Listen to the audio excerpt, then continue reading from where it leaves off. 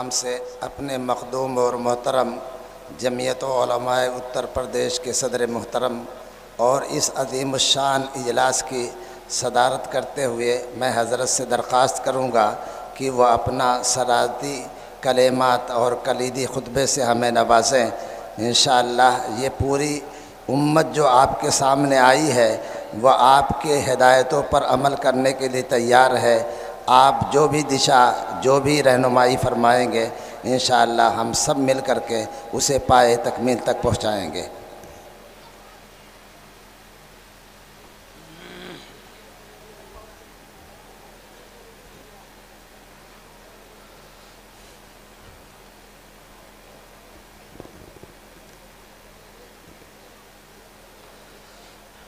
السلام علیکم ورحمۃ اللہ وبرکاتہ۔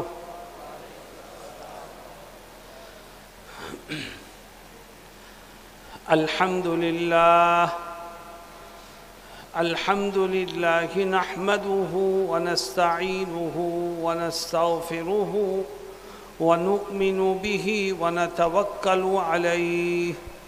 ونعوذ باللہ من شرور انفسنا ومن سیئات اعمالنا من يهده الله فلا مضل له ومن يضلله فلا هادي له ونشهد أن لا إله إلا الله وحده لا شريك له ونشهد أن سيدنا ونبينا وشفيعنا وسندنا ومولانا محمدا عبده ورسوله صلى الله تعالى عليه وعلى آله وصحبه وبارك وسلم أما بعد أعوذ بالله من الشيطان الرجيم بسم الله الرحمن الرحيم لا تيأسوا من روح الله إنه لا ييأس من روح الله إلا القوم الكافرون صدق الله مولانا العظيم۔ حضرات علماء کرام، معزز حاضرین اور جمعیت علماء اتر پردیش و جمعیت علماء ضلع اعظم گڑھ کی دعوت پر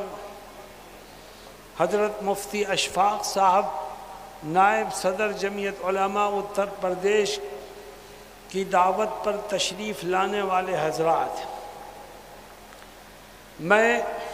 یہ سمجھتا ہوں کہ آج کا یہ اتنا بڑا مجمع صرف اس بات کے اظہار کے لیے ہے کہ ہم اپنے مذہب، اپنے دین اور اپنے مذہبی اداروں میں کسی طرح کا دخل نہ ہم نے پہلے برداشت کیا ہے، نہ آج برداشت کریں گے اور نہ انشاءاللہ آگے کبھی برداشت کریں گے۔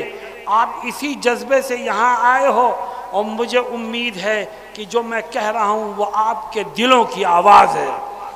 آواز کیوں نہیں نکل رہی ہے آپ کی؟ آپ کے دلوں کی آواز ہے کہ نہیں؟ آپ نے یہاں جمع ہو کر اس بات کا ثبوت دیا ہے کہ اقتدار میں کوئی بھی ہو، کرسی کسی کے پاس ہو،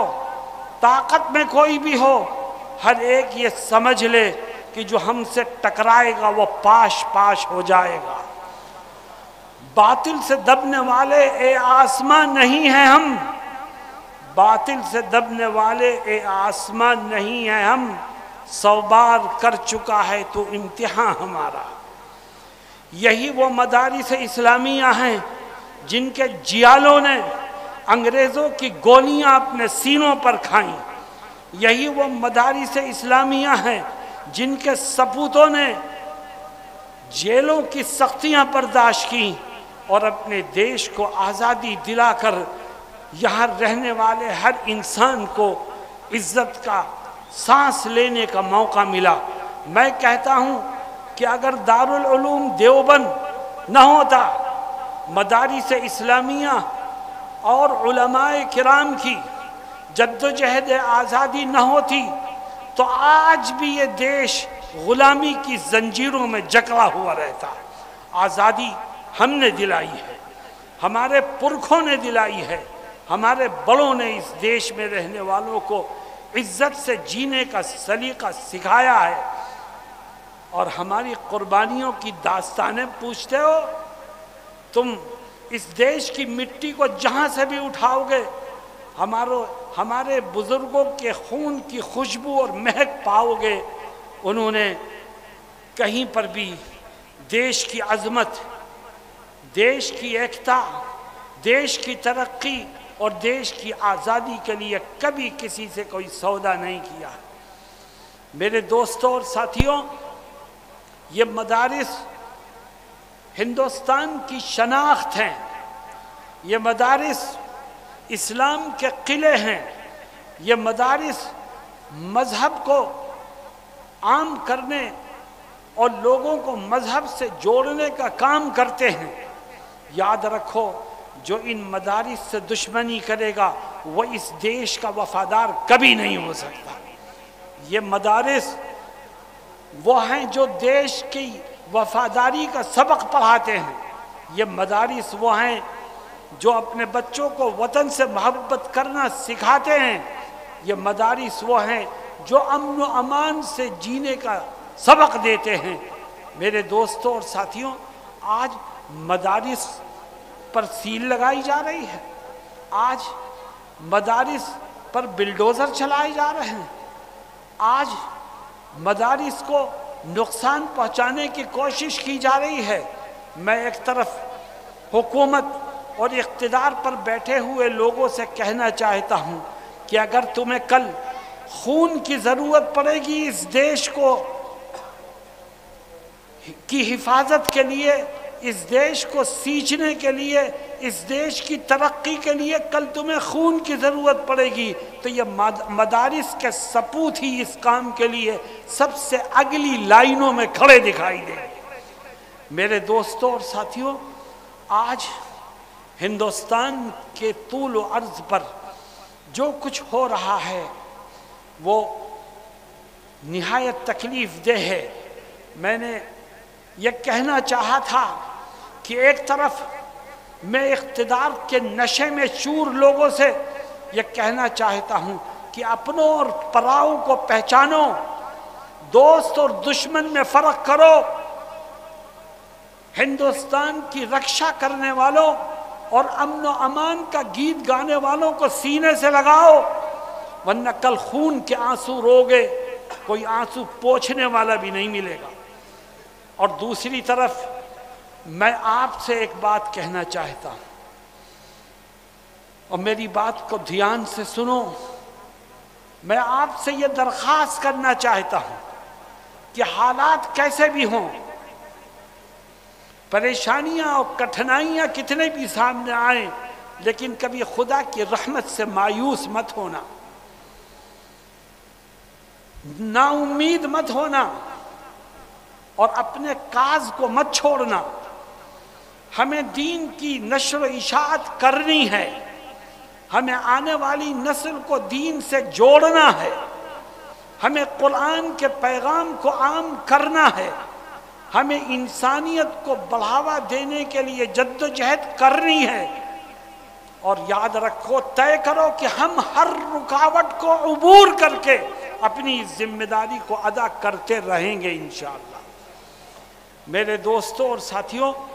جمعیت علماء نے کبھی جذبات سے کھیلا نہیں کیا ہے، کبھی مسلمانوں کے جذبات سے جمعیت علماء نہیں کھیلی ہے، اس لیے ہم آپ کو قدم بقدم یہ بتانا چاہتے ہیں کہ قانون کے دائرے میں رہ کر، ہندوستان کے کانسٹیٹیوشن کی حدود میں رہ کر اپنے اداروں کے تحفظ کی جدوجہد کرتے رہیے۔ جمعیت قدم بقدم آپ کے ساتھ ہے، آگے بڑھتے رہیے، سینہ سپر ہو کر کے سامنے آتے رہیے، انشاءاللہ ایک دن وہ آئے گا کہ باطل کی ترکش کا ہر تیر ختم ہو جائے گا اور آپ کے قدم بڑھتے رہیں گے اور کوئی روکنے والا موجود نہیں ہوگا۔ لیکن اگر آپ مایوس ہو گئے، آپ خوف زدہ ہو گئے، آپ کے دلوں میں ڈر پیدا ہو گیا جو دشمن چاہتا ہے، تو یاد رکھیے آپ اپنے مستقبل کو روشن کرنے میں کبھی کامیاب نہیں ہو سکتے۔ میرے دوستوں اور ساتھیوں، ایک طرف جمعیت علماء ہند ہے جس کے صدر محترم حضرت مولانا ارشد مدنی مد ظلہ العالی ہیں، اللہ ان کی عمر میں صحت میں برکت عطا فرمائے، اور دوسری طرف جمعیت علماء اتر پردیش ہے جو آپ کی خدمت میں لگی ہوئی ہے۔ ہم نے ہر قانونی طریقے کو اختیار کر کے مدارس کے تحفظ کے لیے جدوجہد جاری رکھی ہے، اور ہم پھر ہائی کورٹ میں جا رہے ہیں، اور ہم یہ اعلان کرنا چاہتے ہیں کہ جن لوگوں نے سپریم کورٹ کے، ہائی کورٹ کے، ارے بیٹھ جاؤ بھائی، جن لوگوں نے سپریم کورٹ کے، ہائی کورٹ کے فیصلے آنے کے باوجود مدارس کے خلاف کارروائیاں کی ہیں، وہ سن لے کان کھول کے کہ ان کے خلاف کنٹم آف کورٹ کا مقدمہ ہو سکتا ہے اور ان کو سپریم کورٹ اور ہائی کورٹ میں کھینچا جا سکتا ہے۔ میرے دوستوں اور ساتھیوں، یہ وقت ہمیں اپنے اندر بیداری کو پیدا کرنے کا ہے۔ یہ وقت ہمیں اس بات کی آواز دیتا ہے کہ ہوش میں آؤ، اپنے اندر یونٹی اور اتحاد کو پیدا کرو، اور پوری قوت کے ساتھ اسلام کی دفاع کے لیے، مدارس کے دفاع کے لیے قانونی طریقے کو اختیار کرتے ہوئے اٹھ کھڑے ہو، اور ہر قدم پر ہمیں بیجا جوش سے بچنا ہے۔ بھائی تشریف رکھیے، حضرت تشریف لائیں، آپ لوگ بیٹھ جائیے، اپنی جگہ بیٹھیے، اپنی جگہ بیٹھیے، ہاں بیٹھیے، حضرت تشریف لا رہے ہیں، بیٹھ جاؤ بیٹھ جاؤ بیٹا، بیٹھ جاؤ، تشریف رکھیے۔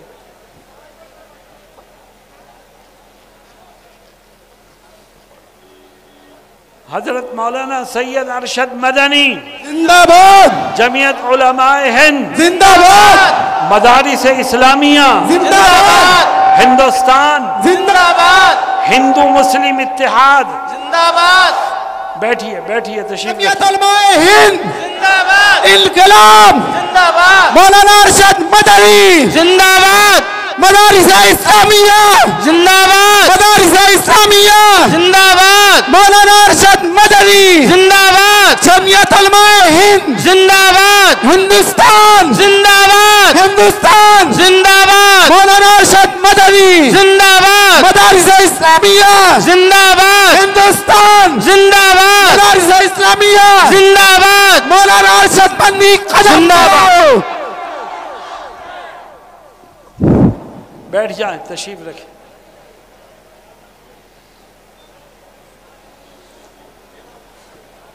دوستوں اور ساتھیوں، ہندوستان ہو یا دنیا کا کوئی بھی ملک ہو، ملک آئین سے چلتا ہے، دستور سے چلتا ہے۔ کسی ملک کو منمانے انداز سے نہیں چلایا جا سکتا۔ آج کچھ طاقتیں، فرقہ پرست قوتیں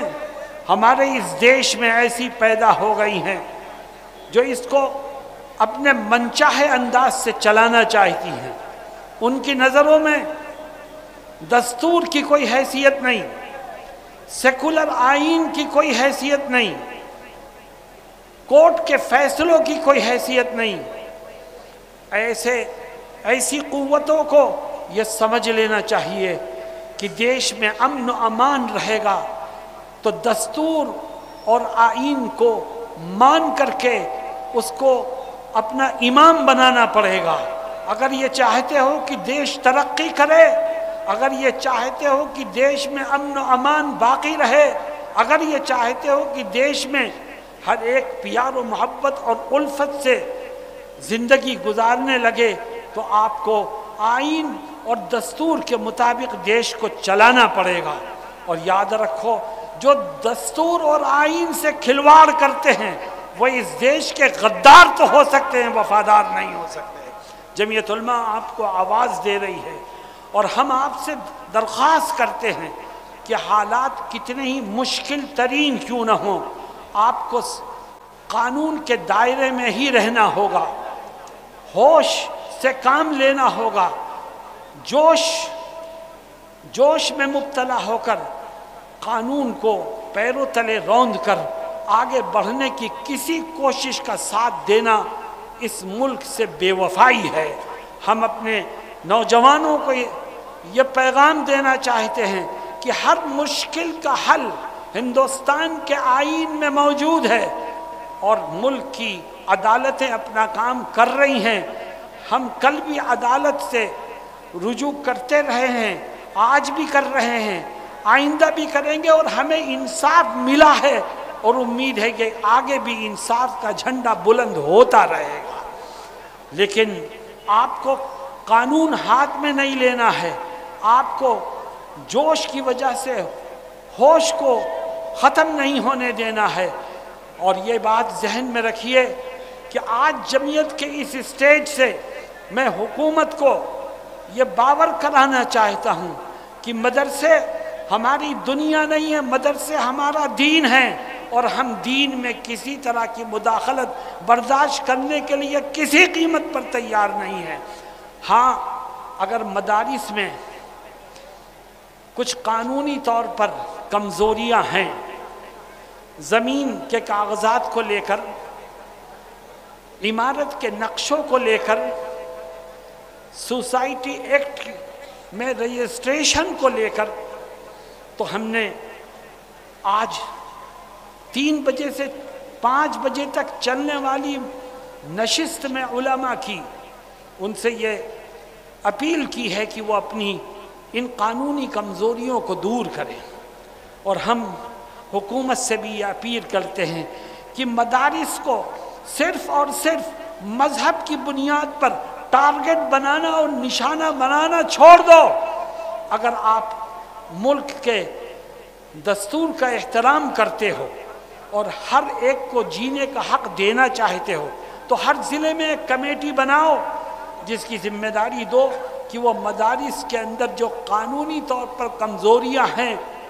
اس کو سرکاری سطح پر تعاون کر کے مدارس کا ان قانونی کمزوریوں کو دور کرنے میں مدارس کی مدد کرے۔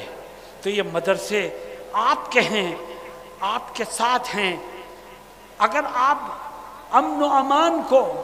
اور دیش کی ترقی کو سینے سے لگا کر کے آگے بڑھنا چاہتے ہیں تو ان مدرسوں کو بھی جینے کا حق دینا پڑے گا۔